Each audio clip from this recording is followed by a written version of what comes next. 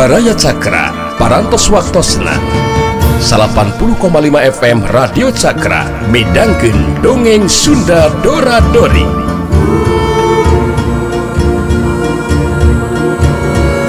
Sim kuring sapara kanca ngahaturkeun wilujeng ngadangukeun.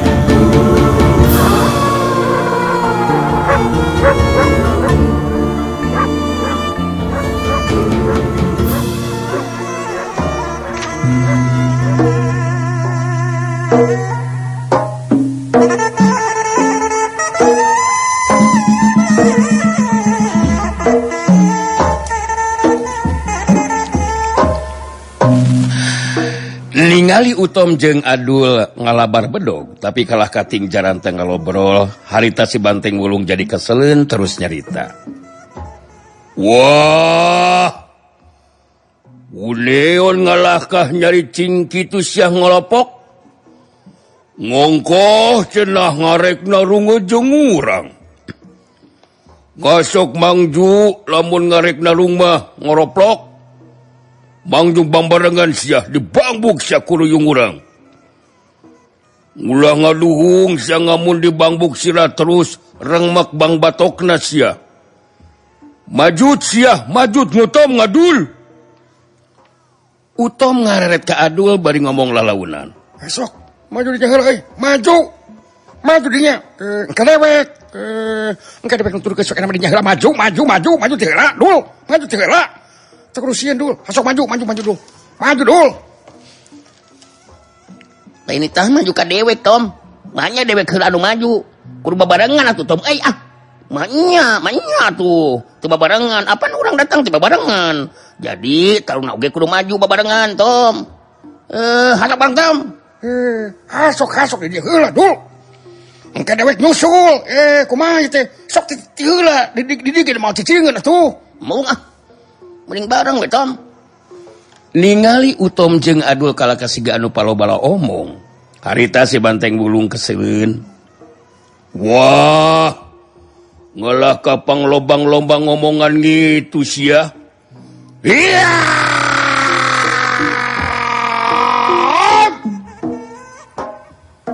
Duluk-duluk gajleng si Banteng Wulung lumpat terus ngagajleng miheulaana rajang. Ruyung gede dina leungeun katuhuna ngahyuk bang baraan. Angin sambaranana karasana bakana badan dua lawana. Puguh Utom jeung Adul geus kasima jeung sentar ti samemehna. Teu matak aneh mun harita nakis ruyung gede si Banteng Wulung ge jadi satengah hate.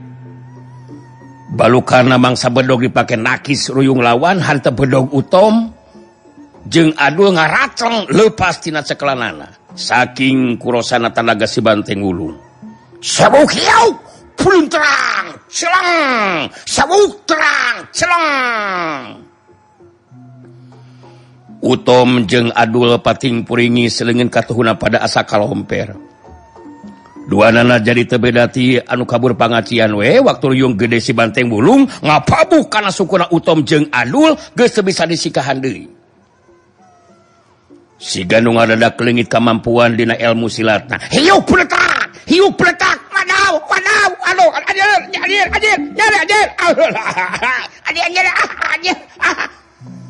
Utom jeung Adul tinggal ro patembalan pating barang jeung katukang. Masing-masing suku kencana karasa nyeri anu luar biasa. Duanana jadi arengkle-engklean. Leungeunannya pengan suku kencana masing-masing. Masih keneh untung si Banteng Wulung ngababukeun ruyungna make keneh lilingeran teu ngajadikeun parotong tulang suku dua lawana. Si Banteng Wulung mancuh dina tangtunganana ngabagikeun paneteupna ka Utom jeung Adul anu pada sumengir nahan kanyeri. Wah, gancang nginit maneh ngutom ngadul. Bengjakeun ka singaum barjahan. Datangan ki diong itu. Ngamun mangneh duaan ngan teu bungrung-bungrung nginit ngenta singrah dibabuk sia kung yang ngurung. Baka bengjat jatang bang batok teh. Ngasok nginit sia ngutom ngadul. Penjakeun sia kasih barjahan. Utom jeung Adul da puguh ti samemehna oge geus kaentepan ku perasaan sentar. Harita duanana barejeng maksakeun maneh jeung ting salengir nahan ka nyeri. Geus teu loba di ngomong. Dina kayaan lempang anu cingkleng da puguh suku kencana anu nyori kacida. Duanana pada ninggalkeun eta patempatan. Nyi Jumsih kaluar ti jero bale paromana hegar marahmai. Nanakeun hate anu panuju sabab si Banteng Wulung bener-bener geus mere pangwarah kadua urang muridna Aum Barjah. Harita si Banteng Wulung bari nyelapkeun di ruyung gedena dina cangkeng tukangna. Harita terus nyampeurkeun ka tempat caricingna si Jari Sakti jeung Mbah Olot katut Nyi Jumsih anu ngajarang teng nangtung. Sanggeusna deukeut harita Nyi Jumsih neuteup ka si Banteng Wulung terus nyarita. Panuju suka-suka makan hatena ge ningali Kang Anteng beri pangwarah kadua urang muridna Aum Barjah ti paguruan Gagak Sagara Kang. Antos pasti eta nu raringkut teh bakal ngadu ka Aum Barjah. Moal lami deui ge pasti bakal ka dieu geura Aum Barjah teh. Margi salami ieu neme ayeuna aya nu wani ngalawan ngabangkang kana parentahna Aum Barjah Kang Anteng. Wah, ngenyakeun bae lah keung bae. Mugu hengeta nganu didangguan teh Nyai. Dangdi ngamun sang memeh Anteng langkungkeun tindakan, Kang Jangrih henteu ngomongan nganteng ulah tepikeun ka di nindak parna. Geus marotong tasungkuna. Sungkuna singuntong ngejeng singadul teh raremek lah di babuku nganteng. Tang disangkin mah mujurna we nya Kang Jangrinya. Si Jari Sakti serilitik beri ngajawab. Nya cukup sakitu mah teng. Pikeun mere pangwarah ka manehna. Ya memang kudu diberi pangwarah jalma-jalma anu seperti kitu mah teng. Hari akang mah lain naon ka Anteng ngawawadianan ulah nepikeun kaparna teh. Sabab Utom jeung Adul mah ngan sakadar ngalaksanakeun parentah dununganana.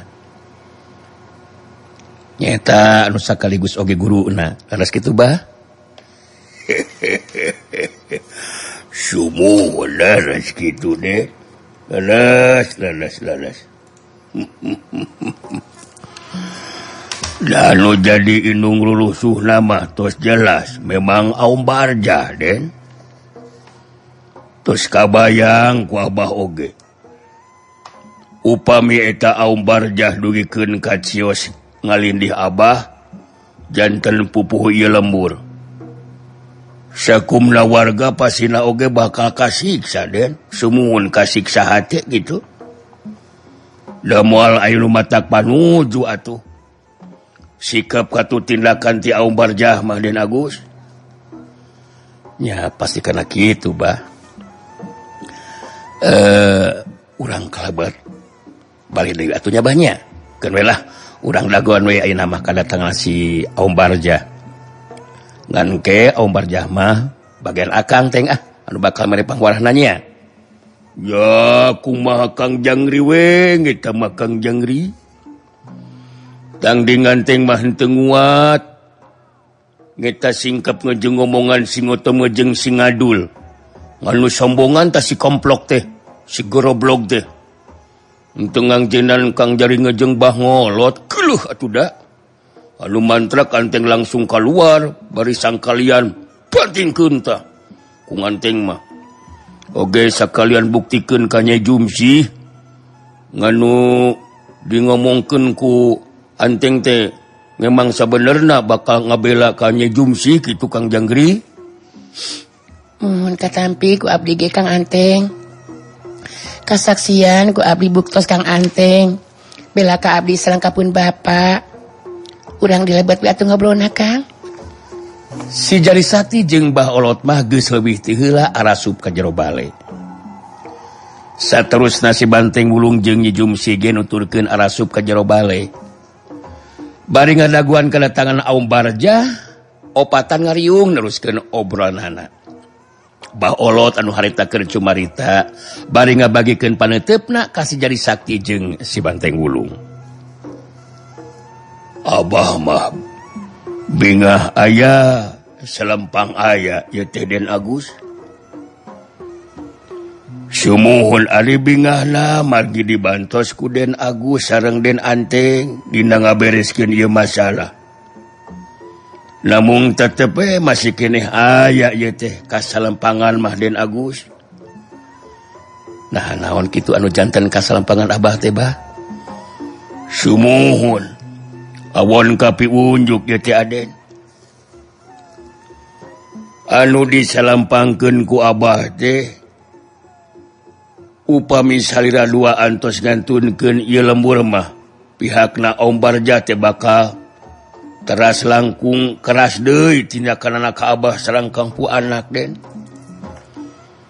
Da henteu wantun, muhun teu wantuneun sote kuningal aya Den Agus sareng Den Anteng di dieu gitu. Nu disaurkeun ku pun Bapak leres Kang. Margi jalmi sapatos Om Barjah mah tetep moal eling sigana teh Kang. Terus adat kakurung ku iga rupina mah sikap sareng tindakanana ukur mentingkeun keur pribadina wungkul. Tetep beuheun Kang ajinan kana rasa perasaan jalmi anu sanes. Abdi sami sareng pun Bapak Kang. Eta pisan anu disalampangkeun teh. Wah, ngenyang aya bener nangoge Kang Jangri. Ieu masa ngumpamana we ngangke ngamun singandon Barjahan datangan ki dieu. Nurus we narung jeung Kang Jangri. Nurus mangnehna nganu ngeleh Jang Jaten. Nurus di ngomongan ku Kang Jangri sina sangdar. Di ngarepeun Kang Jangri mah masih bakal ngenya-ngenya we. Tangang kemun ngurang duaan ninditan weh tin dieu. Geus pasti ngeta mah bah ngolot ngejeng Jumsi teh bakal leuwih ditengkeun Kang Jangri. Abah jeung Nyai teu kudu ngarasa salempang ku eta sawangan. Abdi tos gaduh hiji rancang bah. Tindakan naon anu kudu dilakukeun ku abdi? Sangkan kasalempangan anu disaurkeun ku Abah teh henteu jadi kanyataan bah. Ngan moal wakar dijelaskeun tindakan nu bakal dilakukeun ku abdi kewe bandungan ku Abah jeung Jumsi. Gitu tah giningan ngecekang Jangri ngoge bah ngolot Nyai Jumsi. Ngaricek nganteng mah ngamun Kang Jangri ngeungeus ngomongan gitu. Wah, henteu mudu salempangan dayi. Mukona mah mundu percaya we kana ngomongan Kang Jangri ngabangolot. Anu mantrak engke ngurang bandungan we ngamun singa Om Barjah bener bakal ngaya datangan ke dieu. Mercaya henteu Nyai? Si Banteng Wulung ngareret ka Nyi Jumsi. Paneuteup si Banteng Wulung kawilang antep lantaran ayana pangaruh perasaan kacinta. Nya katenan we atuh percantan mah Kang Anteng. Margi sanaos teh acan lami tepang sareng Kang Agus kitu deui Kang Anteng. Tapi abdi duaan kaduh kayakinan. Salira duaan masihan pitulung teh memang leres-leres bade ngabereskeun masalah anu karanapan ku abdi nyatan dugikeun ka ulah aya buntutna deui. Nu mawi jangakeun be eta mah tindakan naon anu bade dilakukeun ku Kang Agus sareng Kang Anteng ka Om Barjah.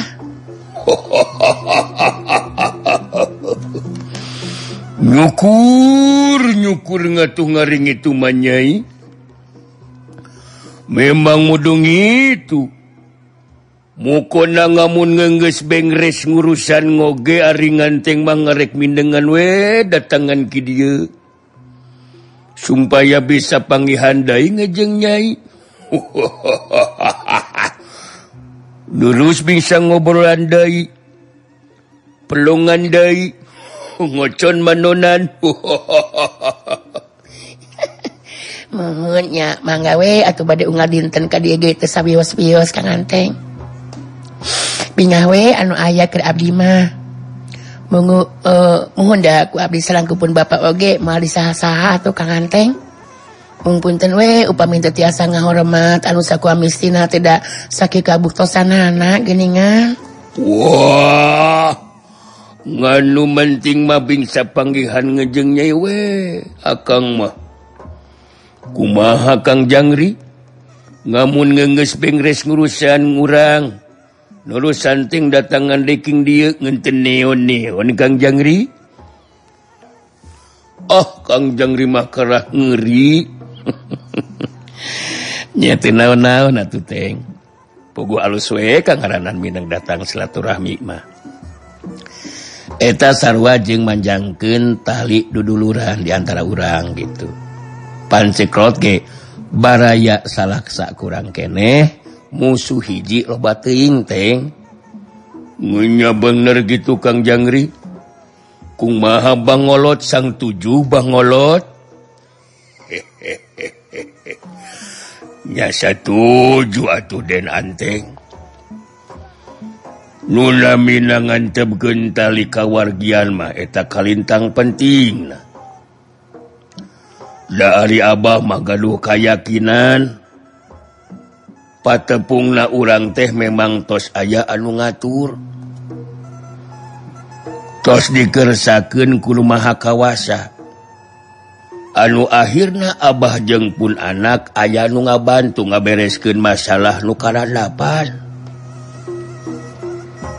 Dina kayaan keur kitu obrolan teh jadi kaneg. Sabab di luar harita aya nu susumbar. Bah Olot jeung Nyi Jumsih mah geus apaleun anu keur susumbar teh tayalian ti Aum Barjah anu memang keur didaguan kadatanganana. Hai! Nu aya di jero bale. Si laing kalaluar sia. Kalaluar sia. Dewek Aum Barjah si golok kembar datang ka dieu. Mana si Jadi Sakti jeung si Banteng Hulung? Dulur si laing teh Olot. Hasok sina kaluar sa si koplok teh. Ku dewek geus moal dibere diampun eta dua jalma. Gancang kaluar sia setan. Si Jari Sakti anu pangheulna cengkat nangtung. Curela cidung. Si Jari Sakti jerimna ngacurelat kaluar ti jero bale. Sanggeusna aya di luar ku si Jari Sakti katingali nu disebut Aum Barjah teh kawilang masih keneh ngora.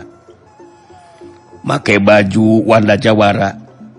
Nyoren bedog dua dina cangkeng kenca atau cangkeng kenca jeung katuhuna.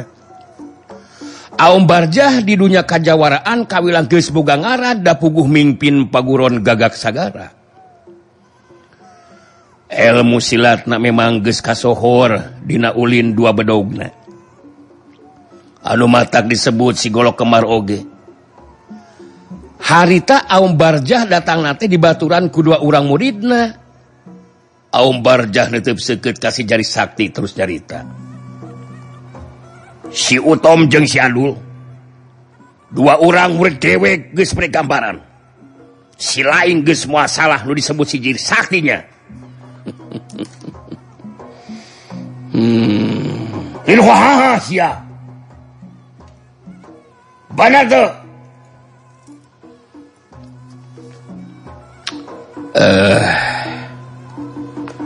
Bener Lur. Kuring si Jari Sakti dulur Nabah Olot. Nuhun bisa tepung jeung Aum Barjah pupuhu paguron Gagak Sagara. Anu pasina oge masagi ku pangarti jemar ku pangabisa. Ngan hanya kawe dinatinakan samina-mina kasasama. Woi, Jari Sakti. Si lain benar-benar gagabah sama bacote. Wani pipiluan karena urusan dewek jeung si Olot sia. Sanajan bener maneh dulu si Olot. Tapi si lain teu boga hak pikeun ngabantu kana masalah anu keur kenapan ku dirina deuleu.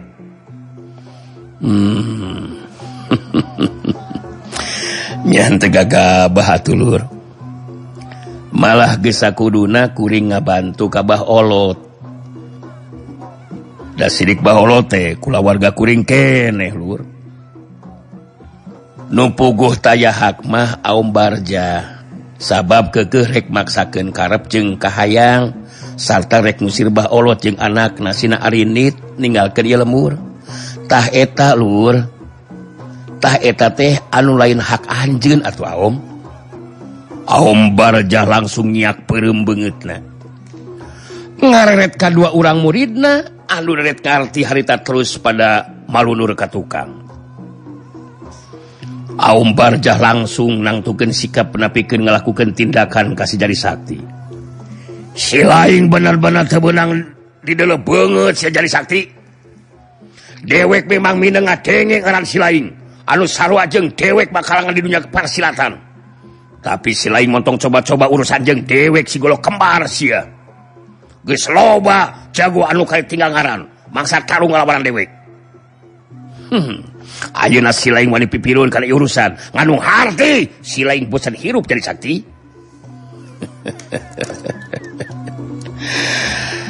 Kuring lain bosan hirup lur. Tapi betah puguh ieu hirup teh. Anu matak lamun aya anu rek ngaguna sika mergasaka ieu diri, jelas kuring bakal ngabela diri lur. Wajar sarta dina tempatna kuring ngabela diri lantaran kuring nyaah ka diri lur. Setan bangsat sia bener-bener nangtang sia teh Jari Sakti montong kadohong sia mun si laing bakal ngacampana jadi pugang di tempat-tempatan. Serepet kurilap meh bareng dua bedog Aum Barjah di pesat. Sedengkeun si Jari Sakti nyelang nyokot suluh garing anu ngagoleh luhur taneuh sarta panjangna ukur sasiku. Ningali si Jari Sakti bakal nying hareupan sapasang bedogna ku suluh garing, puguh we keur Aum Barjah mah beuki tambah muntab amarahna. Sabab dianggapna si Jari Sakti geus nganggap enteng ka dirina. Srog Aum Barjah ngawangun pasangan saya diri pikeun tarung ijen jajaten jeung si Jari Sakti. Si Banteng Wulung jeung Bah Olot katut Nyi Jumsi harita ngajaranteng di luar ngabandungan kana lumangsungna kajadian. Ningali kayan si Jari Sakti anu tetap tenang, Aum Barjah jadi beuki tambah kaudang amarahna. Si laing bener-bener neangan panyaki Jari Sakti sia koplok. Dewek anu menang julukan si kembar atau si golok kembar geus moal merede kasempetan hirup sia Jari Sakti. Ya mudah-mudahan we atuh eta carita teh bisa jadi kenyataan lur. Setan urang ajar sia tanah sia iya. Jirim Aum Barjah ngacorelat majuna rajang. Kurilap, sawau. Sapasang bedogna nebarkeun angin sameran anu kuat nebak kana badan lawan. Aum Barjah si golok kembar memang kawilang geus kasohor ulin sapasang bedogna. Malah geus loba jago jeung jawara anu jadi korban kahebatan ulin bedogna. Tapi nu jadi lawan Aum Barjah harita lain jago sambarangan. Si Jari Sakti sanajan can lila makalangan tapi geus loba pangalaman dina nying hareupan rupa-rupa lawan. Sanajan ngan ukur suluh garing anu sasiku panjangna, tapi eta suluh garing dina leungeun si Jari Sakti tangtu we jadi pakarang anu ampuh da puguh ngagunakeunana dibarengan ku kakuatan tenaga lapisan. Sewau kurilap tang dari deug Aum Barjah ngaranjung kaget. Sabab lain bae sapasang bedogna ditakis ku suluh garing, tapi manehna ngadaligdeug kadorong mundur ka tukang balukar sapasang bedogna anu bantrok jeung suluh garing dina leungeun katuh si Jari Sakti. Mun ku syariat mah kuluna suluh garing teh rampung dipake naki sapasang bedog lawan anu sakitu sekeutna. Aum Barjah si golok kembar jadi tambah penasaran. Harita maju dina rajang, sapasang bedogna bangun anu nutup karena ruang gerak anu jadi lawan. Tapi si Jari Sakti ngarti karena maksud anu jadi lawan. Kacepatan gerak si Jari Sakti ngajadikeun panarajang lawan bisa dibendung. Lain bae sapasang pedog lawan bisa ditakis ku suluh garingna. Tapi tajongan si Jari Sakti kena kana iga burungna lawan. Sawok hiau, kulilap, tang, tidak, dasuh.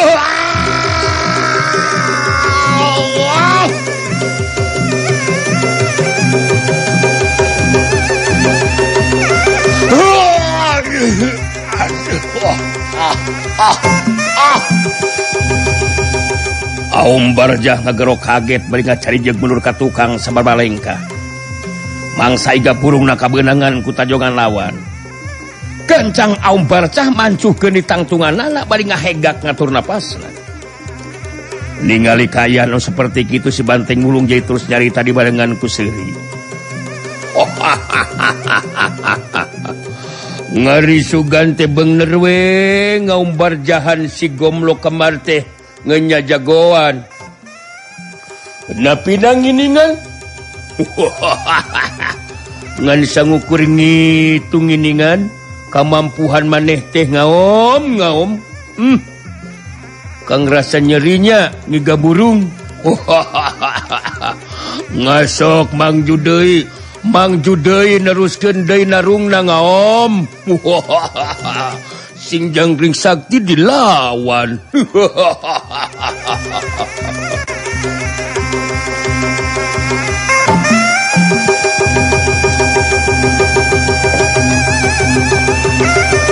Ngasok lain melong itu wae ngatung Ngaom Barjahan. Ari bener mah ngayang ngawani Kang Jangri dilawan. Hasok lain murlengan gitu. Cenah Janggo. Monya Janggo reng hapranyugna oge beda. Siga nganu nyieunnya. Jadi sedar. Lain ngetan sok kera maju dina rajang tah. Kang Jangri geus siap tah. Kang Jangri dilawan.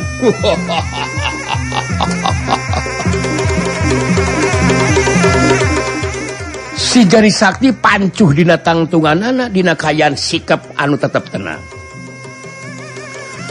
Katenangan nu dibarengan ku kawaspadaan. Serog Aum Barjah si golok kembar ngawangun di pasangan anak pikeun ngagunakeun jurus anu sejena. Urang teruskeun ieu talung si Jari Sakti. Urang tangtukeun deuleu. Dewek atawa si laing anu bakal ngalungsar jadi banusan sia. Ngababatan jadi pugang di patamatan. Modal sia goblok. Sia. Tambah garang jeung bayangan ngarah kana anggota badan lawan. Orokaya si Jari Sakti ge leuwih rikat gerakanana harita di antara sabetan jeung sameran bedog lawan. Si Jari Sakti lain bisa naki sapasang bedog lawan. Tapi ramo leungeunna anu kenca bisa notok jalan darah dina leungeun katuhuna lawan. Sawu kurilap. Tatang, curilasat. Tak. Leungeun katuhu Aum Barjah jadi heuras ceug jereg henteu bisa digerakkeun. Aum Barjah ngagero kaget bari mundur ka tukang sababalengka. Janah, setan, dikumahakeun ieu geus dewek sia Jari Sakti. Goblok sia. Jadi heuras kieu sia. Kunaon lain teu bisa digerakkeun, Der? Kunaon eta Jari Sakti? Licik sia. Ngagunakeun ilmu totok sia Jari Sakti. Aduh. Aing jadi kieu ya kok aing jadi kieu we. Nya henteu licik atuh Lur. Da ilmu totoke bagian tina ilmu silat. Ya wayahna we tarimakeun. Anjir. Makan kumaha sak licik sia teh. Nah, sia teh mending make bedog we sakalian dipandikeun mah Jari Sakti sia. Alah, leungeun katuh teu bisa digerakkeun mah bungan sorangan atuh.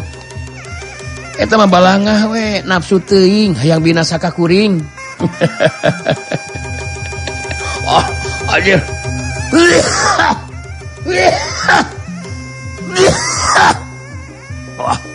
Montong licik Jari Sakti sia. Aing mah kajenting sarua make pakarang we lucing aing mah siap dong licik kieu mah jeung lotok leungeun aing anjir heulas anjir. Anjir aing teh bisa gerak kumaha jadi sakit teuleus ya. Leungeun aing teh bisa gerak anjir. Oh. Ya rasakeun we teh mah bongan. Ceuk di dege bongan di dinya nafsu teuing. Hayang meuyang buru binasa ka kuring. Jadi kitu kajadianana tah. Nu matak tenang we tenang atuh tok gurung gusuh. Wah, kurang ajar sia. Ngaledek mun kitu mah jadi sakti. Kurang ajar sia. Buru-buru aing sia. Sagerkeun deui anjir. Aing teh bisa gerak kumaha? Teu bisa. Wah, anjir. Alah.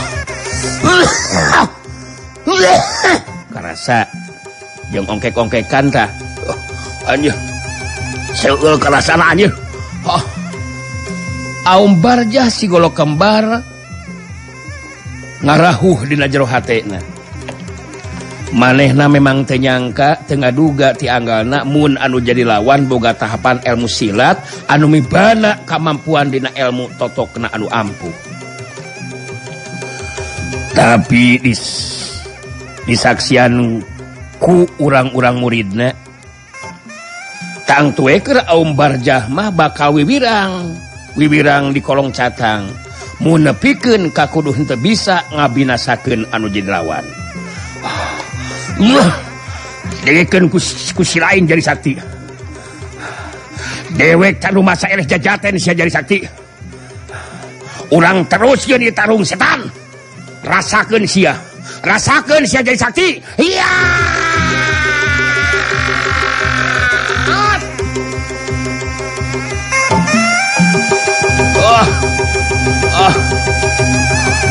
Alah, sok.